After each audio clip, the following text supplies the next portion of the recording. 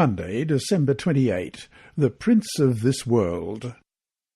Question. Read John chapter 12, verse 31, chapter 14, verse 30, and chapter 16, verse 11.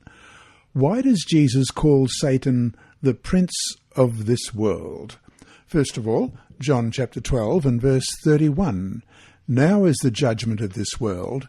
Now the ruler of this world will be cast out. And further on in John chapter 14, verse 30, I will no longer talk much with you, for the ruler of this world is coming, and he has nothing in me. And John 16, verse 11, of judgment, because the ruler of this world is judged. When God first established Adam and Eve in the Garden of Eden, he entrusted them with the management of Eden. We read that in Genesis chapter 2 and verses 5 and 15. And the care of all creatures in the waters, skies, and upon the earth in Genesis 1:26 and 28. When Adam named all the animals, he demonstrated his stewardship over them. Usually the one with authority over something can give it a name, so by naming all the creatures, Adam was clearly demonstrating his status as the ruler of the world. When Adam lost that dominion, Satan very quickly filled the vacuum.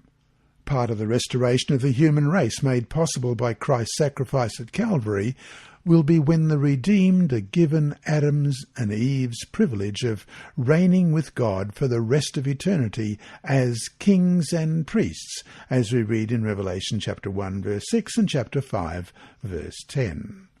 The opening chapters of the book of Job reveal to us just how extensive Adam's loss was.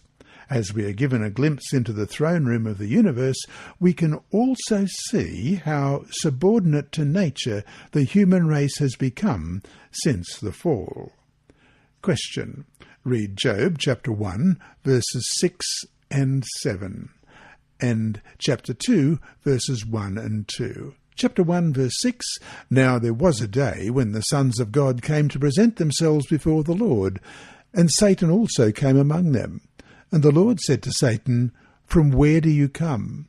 So Satan answered the Lord and said, From going to and fro on the earth, and from walking back and forth on it. And chapter 2, verse 1, Again there was a day when the sons of God came to present themselves before the Lord, and Satan came also among them to present himself before the Lord. And the Lord said to Satan, From where do you come? Satan answered the Lord and said, From going to and fro on the earth, and from walking back and forth on it. Walking to and fro, or walking back and forth, is not just the act of a tourist. In Scripture, it is a sign of ownership. When God gave the land to Abraham, he told him to walk its length and breadth in Genesis 13:17, and similarly to Moses and Joshua in Deuteronomy 11:24 and Joshua 1:3. Satan, in a sense, is flaunting himself as the God of the world, or the God of this world, as it says in 2 Corinthians chapter 4, verse 4. The introduction of Satan in the first two chapters of Job parallels what happened in Genesis chapter 3. Satan initiates trouble in paradise and then leaves the human victims to suffer in his wake. So, to finish today, what evidence can we see of Satan's work in this world? How can you draw hope from the promise that one day this whole mess will be over?